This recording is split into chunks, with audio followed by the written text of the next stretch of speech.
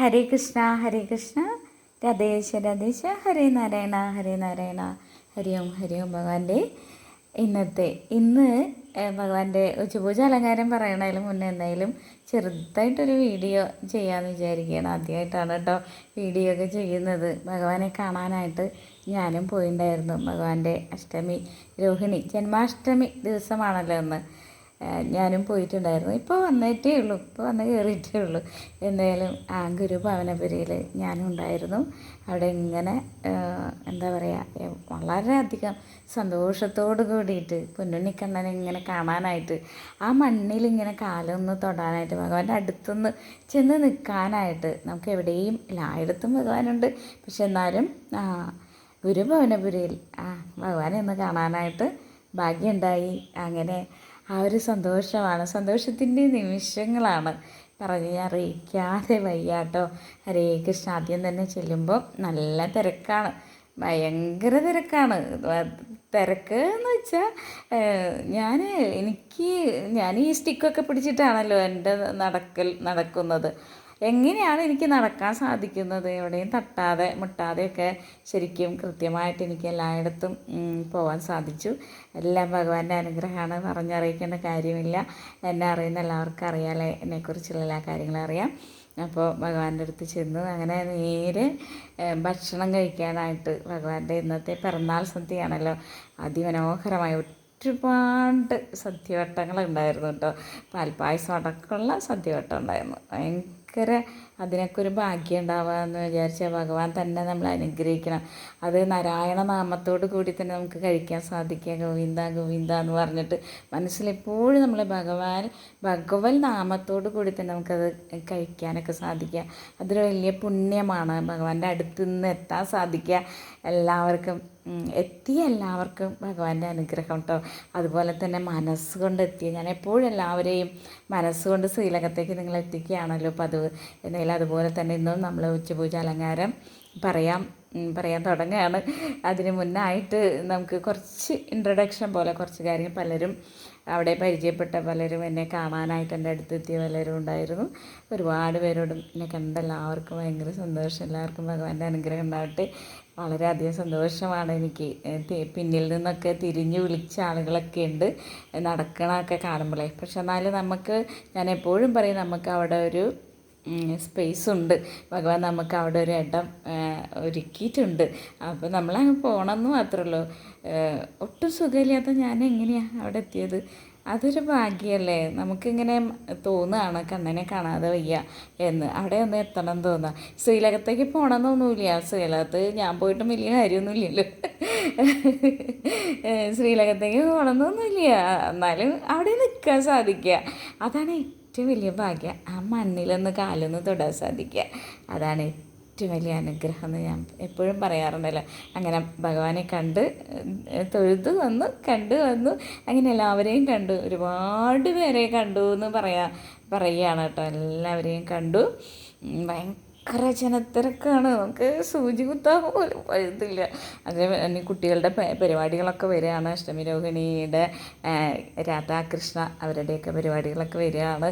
അപ്പോൾ ആ തിരക്കിൽ നിന്നൊക്കെ ഒന്ന് വിട്ടുമാറി നിന്നുകൊണ്ട് നമുക്ക് തന്ന സ്പേസ് ഉണ്ടല്ലോ കണ്ണൻ, അവിടെ നിൽക്കുക. ഏതായാലും അവിടെ ചുറ്റമ്പലത്തിലൊക്കെ കയറാൻ സാധിച്ചു. അവിടുത്തെ അലങ്കാരങ്ങളൊക്കെ കാണാൻ സാധിച്ചു. ഇന്ന് പൊന്നുണ്ണിക്കണ്ണൻ ഇങ്ങനെ വസുദേവരിങ്ങനെ കൊണ്ടുപോവാണ് പൊന്നുണ്ണിക്കണ്ണനെ. ജനിച്ചു അല്ലേ തടവറയിൽ. അങ്ങനെ ദേവകി ദേവിയുടെ മകനായിട്ട് ജനിച്ചു. ആ കൃഷ്ണപക്ഷത്തിൽ അങ്ങനെ ഭഗവാൻ അങ്ങനെ ജനിച്ച് ആ സന്തോഷം എല്ലാവരും, പ്രപഞ്ചം പോലും ഇങ്ങനെ സന്തോഷത്തോടു കൂടി ഇങ്ങനെ ഇരിക്കുന്ന ഒരു സമയമാണത്. രാത്രി പുലർക്കാലം അങ്ങനെ ഭഗവാൻ അങ്ങനെ അഷ്ടമി രോഹിണി നാളിൽ അങ്ങനെ ഭഗവാൻ ജനിക്കുകയാണ്. അത് ആ ഒരു സന്തോഷത്തിലെ പ്രപഞ്ചം മുഴുവനും ഇങ്ങനെ ആനന്ദത്തിൽ നൃത്തമാടി എന്നാണ് പറയണം. ആനന്ദം കൊണ്ട് അങ്ങനെ വല്ലാത്തൊരു സന്തോഷത്തിൻ്റെ നിമിഷങ്ങളായിരുന്നു ആ സമയത്തേക്ക്, ഭഗവാൻ അങ്ങനെ ജനിച്ച സമയത്തേക്ക്. അപ്പോൾ വിടരാത്ത പൂക്കൾ പോലും വിടർന്നു. അതുപോലെ തന്നെ എങ്ങുന്നില്ലാത്ത സുഗന്ധമാണ് പ്രപഞ്ചം മുഴുവനും. പറയാൻ എനിക്കിങ്ങനെ ഉള്ളിൽ നിന്ന് ഇങ്ങനെ ആകെ വല്ലാത്തൊരു ഇതാണ് കേട്ടോ. പ്രപഞ്ചം പോലും ഇങ്ങനെ നമിച്ച് നിന്ന് പോയി. അതായത് എന്താ പറയുക, പുഴകളും നദികളും ആ യമുനാ നദിയൊക്കെ ഒന്ന് ആ പൊന്ന് ഭഗവാന്റെ ഇങ്ങനെ ആ കാല് ഒന്ന് തൊടാനായിട്ട് ആ കുഞ്ഞിക്കാലൊന്ന് ഇങ്ങനെ തൊടുമ്പോഴത്തേക്ക് യമുനാ നദി എന്തായി, യമുനാ നദി ഇങ്ങനെ രണ്ട് വഴിയിലോട്ട് ഇങ്ങനെ പോയിട്ട് അങ്ങനെ വസുദേവർക്ക് അമ്പാടിയിലേക്ക് പോകാനുള്ള വഴിയൊരുക്കി കൊടുത്തു. എത്ര എത്ര മനോഹരമാണല്ലേ. അങ്ങനെ പ്രപഞ്ചം മുഴുവൻ ഭഗവാൻ ഇങ്ങനെ സാക്ഷിയായിട്ട് അതാ വരുന്നു, നമ്മുടെ പൊന്നുണ്ണിക്കണ്ണൻ അങ്ങനെ വരുന്നു എന്നുള്ളതാണ്. അങ്ങനെ ആ പ്രപഞ്ചം മുഴുവൻ വല്ലാത്തൊരു സുഗന്ധത്തിൽ നിറഞ്ഞു. പക്ഷികളൊക്കെ പാട്ടുപാടാൻ തുടങ്ങി, കിളികളൊക്കെ ചിലയ്ക്കാൻ തുടങ്ങി. അങ്ങനെ പ്രകൃതി ചന്ദ്രനും ഒക്കെ വല്ലാത്തൊരു പൂനിലാവ് ഒഴിക്കാൻ തുടങ്ങി. അങ്ങനെ ആക്കൊരു കാത്തുകാത്തിരുന്ന അസുലഭ സന്ദർഭത്തെയാണ് നമ്മൾ അഷ്ടമി രോഹിണി ദിവസത്തിൽ ഭഗവാന്റെ ആ ജനന ദിവസത്തിൽ നമ്മൾ ഓർക്കുന്നത്. അങ്ങനെ നമുക്ക് ഓർക്കാൻ സാധിക്കണേ. എല്ലാവർക്കും ഭഗവാന്റെ അടുത്ത് എത്താൻ സാധിക്കുന്ന എല്ലാവർക്കും ഭഗവാന്റെ അനുഗ്രഹം ഉണ്ടാവട്ടെ, നിത്യമായ അനുഗ്രഹം ഇപ്പോഴും ഭഗവാനെ ഉണ്ടാവട്ടെ എന്ന് എപ്പോഴും പ്രാർത്ഥിക്കാൻ കേട്ടോ. എന്നെ തിരിച്ചറിയുന്ന കുറച്ച് പേരുണ്ടായിരുന്നു. എന്തായാലും എല്ലാവരെയും കാണാൻ സാധിച്ചു. അതൊരു വലിയ ഭാഗ്യമാണ്. കുറച്ച് പേരൊക്കെ മനസ്സിലാക്കി അടുത്തേക്ക് വന്നു, അതൊരു വലിയ ഭാഗ്യമാണ്. ഉച്ചപൂജ അലങ്കാരം പറയുന്ന ചേച്ചിയല്ലേ, സോഫിയമ്മയല്ലേ എന്നൊക്കെ പറഞ്ഞ് അങ്ങനെ കുറേ പേര്, ഇനിയും കുറേ പേര് മിസ്സിങ് കാണും, ഈ മെസ്സേജുകൾ നോക്കിയിട്ടില്ല, അങ്ങനെ കാണുന്നുണ്ട്. എന്തായാലും എല്ലാം ഭഗവാന്റെ അനുഗ്രഹമാണ്. അവിടെ എത്തുക എന്നുള്ളത് മാത്രമേ എൻ്റെ കർമ്മമുള്ളൂ കേട്ടോ. എനിക്ക് ശ്രീലകത്തേക്ക് പോയി അറിയാലോ, കാര്യമായിട്ട് ഞാൻ അവിടെ ഒന്നും കാണാറില്ല എന്നുള്ളത്. അങ്ങനെ എന്തായാലും എനിക്കവിടെ ഭഗവാന്റെ ആ മണ്ണിലൊന്ന് ചവിട്ടുക എന്നുള്ളതാണ് എൻ്റെ ജീവിതത്തിലെ ഏറ്റവും വലിയ കർമ്മവും പുണ്യവുമായിട്ടുള്ള കാര്യം. അങ്ങനെ ഭഗവാനെ ഇങ്ങനെ കണ്ടു. എല്ലാവർക്കും വേണ്ടി പ്രാർത്ഥിച്ച്, പ്രത്യേകം പറയുകയാണ്, എല്ലാവർക്കും വേണ്ടി പ്രാർത്ഥിച്ച് ഓരോ നിമിഷവും നാരായണ നാമത്തിലൂടെ ഇങ്ങനെ മുന്നോട്ട് പോകാൻ സാധിക്കുക എന്ന് പറഞ്ഞാൽ നമ്മളെ ആരും തുണയില്ലാതെയൊക്കെ ഇങ്ങനെ നടക്കാൻ സാധിക്കുക, അതാണ് ഏറ്റവും വലിയ ഭാഗ്യം ഉണ്ടായത് കേട്ടോ. ആരും എന്താ പറയുക, തിരക്കുണ്ട്, നല്ല തിരക്കുണ്ട്, നല്ല മാതിരി തിരക്ക് തന്നെയാണ്. പക്ഷേ നമുക്കിങ്ങനെ നടക്കാൻ സാധിച്ചു. ആംബുലൻസുകളൊക്കെ ഇങ്ങനെ ചീറിപ്പാഞ്ഞ് പോകുന്നുണ്ട് അതിനകത്ത്. അപ്പോൾ അവിടെയൊക്കെ ഇങ്ങനെ ആളുകളിങ്ങനെ ഒഴിഞ്ഞു പോകണ്ടേ, അത്രയും ജനത്തിരക്കല്ലേ ഭഗവാനെ പൊന്നുണ്ണിക്കണ്ണനെ കാണാനായിട്ട്. അങ്ങനെ കാത്തിരിക്കുന്ന ആ ദിവസം എത്തി. അങ്ങനെ ജന്മാഷ്ടമി ദിവസം നമ്മളിങ്ങനെ ഭഗവാന്റെ പിറന്നാൾ ആഘോഷിക്കുകയാണെന്ന്. എല്ലാവർക്കും ഭഗവാന്റെ ജന്മാഷ്ടമി ദിനാശംസകൾ. എല്ലാവരുടെ മനസ്സിലും ഭഗവാന്റെ ദിവ്യരൂപത്തെ കൊണ്ടുവരാൻ എല്ലാവർക്കും ഭഗവാന്റെ അനുഗ്രഹം ഉണ്ടാവട്ടെ. ഗുരുഭവന് പുരിയിലെത്തിയിട്ടുള്ള എല്ലാവർക്കും ഭഗവാന്റെ ആ നിത്യമായ ആ ദർശനം കിട്ടിയിട്ടുണ്ട്. എല്ലാവർക്കും ഒരുപാട് പേർക്ക് ക്യൂവിൽ നിന്ന് എല്ലാവർക്കും ദർശനമുണ്ട് കേട്ടോ. ഞങ്ങളെപ്പോലുള്ളവർക്ക് ഡിസേബിൾഡ് ആയവർക്കാണ് ദർശനം ഇല്ലാത്ത. എന്താ വെച്ചാൽ കാര്യമുണ്ട്, തിക്കും തിരക്കിലും വിട്ട് എവിടെയും വീഴണ്ട അങ്ങനെയൊക്കെ കരുതിയിട്ടായിരിക്കും. അതെന്താ ദേവസ്വം തീരുമാനങ്ങളല്ലേ, അതിനൊന്നും മറികടക്കാൻ നമുക്ക് പറ്റില്ലല്ലോ. എന്തായാലും നമ്മളവിടെ എത്തി, ഞാനവിടെ എത്തി. എനിക്ക് പൊന്നുണ്ണിക്കണ്ണൻ്റെ അടുത്ത് എത്താൻ സാധിച്ചു, അവിടുന്ന് ഭക്ഷണം കഴിക്കാൻ സാധിച്ചു, പ്രസാദമൊട്ട് കഴിക്കാൻ സാധിച്ചു. അത്രയും ഭയങ്കര സന്തോഷമായിരുന്നു. എല്ലാം ഭഗവാന്റെ അനുഗ്രഹമാണ് കേട്ടോ. വേറെ കൂടുതലായിട്ട് ഞാൻ അലങ്കാരത്തിൽ വരാം, ഉച്ചപൂജ അലങ്കാരത്തിലേക്ക് വരാം. എന്തായാലും ഇതൊരു വീഡിയോ ആയിട്ട് ചെയ്യാണ്. ഒത്തിരി പേര് കാണാൻ ആഗ്രഹിക്കുമെന്ന് പറഞ്ഞിട്ട് മെസ്സേജ് വരുന്നുണ്ട്, അതുകൊണ്ടാണ് കേട്ടോ അങ്ങനെ. അല്ലാതെ എനിക്ക് അങ്ങനെ ഒന്നും ഉണ്ടായിട്ടൊന്നുമല്ല. എന്തായാലും കാണാൻ സാധിച്ച എല്ലാവർക്കും ഭഗവാന്റെ അനുഗ്രഹം ഉണ്ടാകട്ടെ. പിറകിൽ നിന്ന് വിളിച്ച ഒത്തിരി പേരുണ്ട്, ഒത്തിരി പേരെ ഞാനും കണ്ടിട്ടില്ല കേട്ടോ. പിറകിൽ നിന്ന് ഇങ്ങനെ കുറേ പേര് ഇങ്ങനെ വിളിച്ചുകൊണ്ടിരുന്നായിരുന്നു. തിരിച്ചറിയുന്നുണ്ട് എന്ന് തോന്നുന്നു, അതുകൊണ്ടായിരിക്കും. എന്തായാലും ഭഗവാന്റെ അനുഗ്രഹത്താൽ ഈ പ്രാവശ്യവും ഭഗവാന്റെ അടുത്തെത്താൻ സാധിച്ചു. ഭഗവാന്റെ ജന്മാഷ്ടമി ദിവസത്തിൽ അതാ എൻ്റെ കണ്ണനിവിടെ ഉണ്ട്, കേൾക്കുന്നുണ്ട് കേട്ടോ. അങ്ങനെ ഭഗവാന്റെ പിറന്നാളിന് എത്താൻ സാധിച്ചു. ഇനി അടുത്ത വർഷമാണ് ഇനി വരുന്നത്. എല്ലാം കാത്തിരിപ്പാണ്. ഭഗവാന്റെ അടുത്തെത്തുന്ന ഓരോ നിമിഷവും നമുക്ക് വല്ലാത്തൊരു വൈകുണ്ഠത്തിലെത്തുന്ന പോലെയുള്ള ഫീലാണ് നമുക്ക് കിട്ടുന്നത്. ആ ഗുരുഭവനപുരിയിലെത്തുമ്പോൾ നമുക്ക് അനുഭവിക്കാൻ സാധിക്കുന്നതും അത് തന്നെയാണ് കേട്ടോ. അങ്ങനെയുള്ള ആ ഒരു ഫീല് തന്നെയാണ് നമുക്ക്. കണ്ണൻ്റെ അടുത്താണ് നമ്മൾ നിൽക്കുന്നത് എന്ന് നമ്മളെ ഇങ്ങനെ കാത്തു രക്ഷിക്കുന്നുണ്ട് ഭഗവാൻ എന്നുള്ളതുമാണ് നമുക്ക് ആ ഒരു സന്തോഷമാണ് എല്ലാവരുടെ മനസ്സിലും.